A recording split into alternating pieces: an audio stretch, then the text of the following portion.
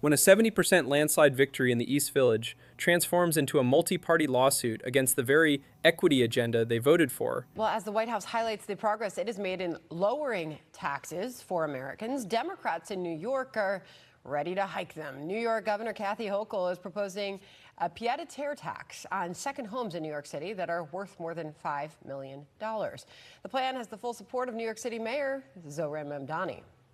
We're going to be raising $500 million for the city directly from this new pied-à-terre tax, and it is a clear example of not only a system of taxation that has been hurting working people, but now one that will be fairer by taxing the wealthiest just a little bit more. The property value of homes like that is driven by everything New York City has to offer. That's why it's a valuable place. But the people who own these pied-à-terres are not contributing in the same way that the 8.3 million New York residents do. Let's bring in Francis Suarez, Fox News contributor and former mayor of Miami. Welcome to you, sir. And also, it's your first time joining us here on America Reports since becoming a Fox News contributor. Welcome to you. It's great to be with you both. So, Mayor, what do you say to the governor? I mean, it always amazes me, this demonization of the rich, when they count on the rich to bring in so much of the revenue of the city. It's absolutely backwards. I mean, if you think about the math, I think the former mayor did a video outside of Ken Griffin's apartment. That apartment is $230+ million. That apartment didn't cost $230+ million before he bought it. So the city gets what's called a step up in basis, in other words, a higher price. So they're able to charge taxes on a higher price for that unit. And because he's not there often, they're not expending any resources to service that unit. So it's a complete profit source for the city. So it makes absolutely the opposite sense of what the governor's saying. She's saying that he's not paying his fair share. It's actually the quite opposite. He's paying a tremendous amount, much, much higher, and he's not taxing any of the services of the city because he's not calling the police, he's not calling fire, he's not there, he may not be using the roads. So it is a complete profit source for cities. During my administration, we actually reduced taxes, and what happened? The city grew 100% in 8 years, and we lowered taxes to the lowest level ever. What happens when you raise taxes like this on the wealthy is they leave. And when they leave, you start having budget holes. And then you have to raise taxes on everyday people to make up for those budget holes. And you have what I call a death spiral.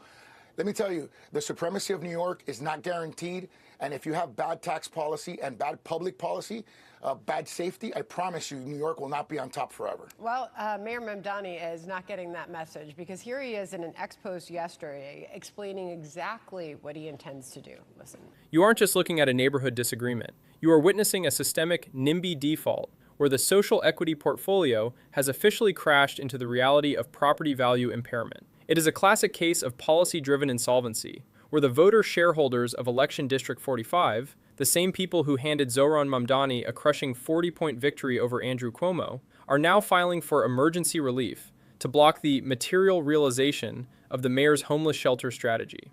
This is an annual fee on luxury properties worth more than $5 million, whose owners do not live full-time in the city. Like for this penthouse, which hedge fund CEO Ken Griffin bought for $238 million. This pied-à-terre tax is specifically designed for the richest of the rich, those who store their wealth in New York City real estate, but who don't actually live there. But even so, they're able to reap the huge financial rewards of owning property in, dare I say, the greatest city in the world. Well, the New York Real Estate Board is speaking up quickly about that, writing this in a statement yesterday. This proposal overpromises revenue while ignoring the real economic damage it would cause. A tax like this cannot be adopted without causing significant economic harm to everyday New York City residents. I mean, the mayor has been warned of this time and time again. He knows that these policies are not popular with fiscal conservatives and those who actually want to see strength in the New York economy. But it appears to us, Mayor, you tell me, that he is going to move forward with this full steam ahead. It's way worse than that. What ends up happening is when you do these kinds of things, as we said before, is the people who buy these properties stop buying the properties or sell the properties at a lower price. And so they get less revenue, which creates more budget holes, which hurts everyday people because you can't provide other services. For example, like I said, when we lowered taxes in Miami, we grew by double digits every year. That meant I had more money for police officers. We had the lowest homicide rate almost in history. My last year in office with 24 homicides, lowest ever was 24. We had 27. You have money for homeless. We had the lowest homeless rate in 11 years. So what happens is there's a trickle-down effect. This doesn't just affect the wealthy. This affects everyday people, because once the budget holes are created through capital flight, you're going to inevitably have to tax everyday people, or you're going to have to reduce services, one or the other. And that's why we see that New York is more dangerous, and that's why we also see that a lot of the promises that Mamdani has made have not. For these residents, social progress was a high-value asset, as long as it remained an off-balance sheet concept. But the moment Mamdani moved to liquidate a building at 8 East 3rd Street to house a citywide intake center for adult men, the shareholder confidence evaporated. We are documenting the moment where far-left management met its primary resistance, not from the opposition, but from its own base, proving that even the most progressive balance sheet has a liquidation limit when the costs of compassion are amortized directly onto your own doorstep. I am Camilo Motato, and this is Camilo's House. As a certified public accountant focused on forensic verification, I approach municipal planning like a distressed mergers and acquisitions deal, where the board of directors is attempting to fast-track a closing without performing due diligence. In a standard financial audit, if a CEO, the mayor, attempts to bypass environmental and legal controls by using an emergency declaration from 4 years ago to justify a current capital project, you don't just sign the audit, you flag the entire management team for regulatory arbitrage. Today, we are performing a neighborhood solvency audit on the East Village shelter revolt. We are analyzing the material variance between the 70.1% vote for Mamdani and the lawsuit currently sitting in the New York Supreme Court. This is the moment where the oops on social media became a documentary fact of internal control failure in the Mamdani administration. The operational trigger for this forensic fallout is the city's plan to convert 8 East 3rd Street into a citywide intake shelter for homeless adult men. From an investigative standpoint, the audit trail reveals that the Mamdani administration is attempting a hostile reallocation of the Bellevue shelter's service load.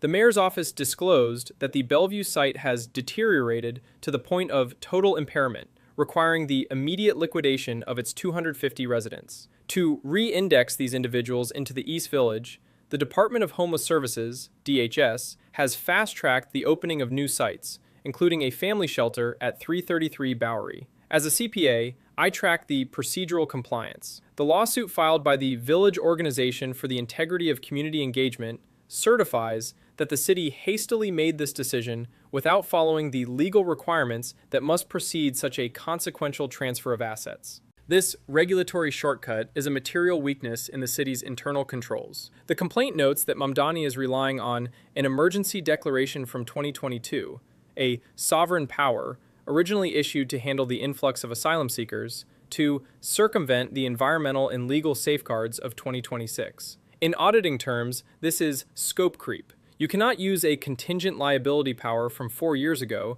to redact the public review process for a permanent strategic shift in the shelter system. By fast-tracking the intake center, the mayor is impairing the rights of the neighborhood stakeholders to perform their mandatory oversight. This is why even his deep blue supporters are freaking out and begging for a pause. They are realizing that when the management at the top decides to override the controls, no one's backyard asset is safe from sudden revaluation. The market response to this Mamdani meltdown has been a surge in irony-based mockery. Figures like Senator Ted Cruz and Rick Scott have flagged the situation as a default on ideological consistency. Michael Henry, a former New York Attorney General candidate, disclosed the forensic fact of the matter. No one is more not in my backyard than white progressives. From a human capital perspective, the landslide voters of District 45 are now hedging against the very management they capitalize with their votes. They want the Mamdani dividend of social justice, but they aren't willing to absorb the loss of neighborhood stability. This accountability gap is what happens when far-left policies move from the pro forma stage to actual operations. While the voter stakeholders are suing the CEO, Mayor Mamdani is busy diverting attention with unprecedented new taxes and city-run grocery stores. In a press conference at La Marqueta, he marketed a plan for government-managed retail to audit food prices. From a forensic economic perspective, this is a strategic diversion. When your primary service line, the shelter system, is in total operational chaos, and you're facing litigation from your core base, you announce a new asset to change the narrative ledger. But the drip-drip of landlord pushback on rent freezes and the sub-10% public confidence in his budgetary math suggests that the Mamdani portfolio is over-leveraged. He is trying to be Trump's worst nightmare, but he has accidentally become his voters' worst managerial deficit. The final reconciliation of the East Village audit reveals a voter base that has reached its threshold of impairment. You cannot audit the integrity of a community while redacting their voice through emergency declarations. The oops on social media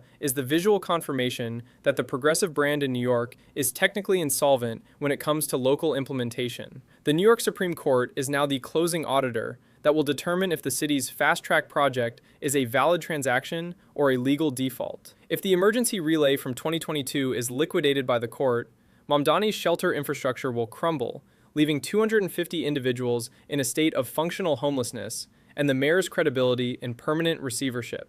My forensic verdict on the 2026 East Village shelter crisis is that we are witnessing the total breakdown of the progressive social contract. You cannot budget for equity and then audit out the safeguards when it becomes inconvenient. The Voice lawsuit is a material disclosure that even the landslide supporters of Zohran Mamdani recognize that hastily made decisions create long-term liabilities. Until the internal controls of environmental and legal review are reinstated, the NYC management ledger will remain deep in the red. I want to hear from you. Is the East Village lawsuit a material act of hypocrisy by Mamdani stakeholders, or is it a valid oversight action against management overreach? Should an emergency declaration from 2022 be allowed to redact the rights of residents in 2026? Let me know in the comments. Your perspective is the only audit that matters when the value of your neighborhood and the integrity of your vote are sitting on the negotiation table. I am Camilo Motato, and this is Camilo's House. Subscribe to stay informed on the numbers, the laws, and the truth behind the headlines. Stay safe.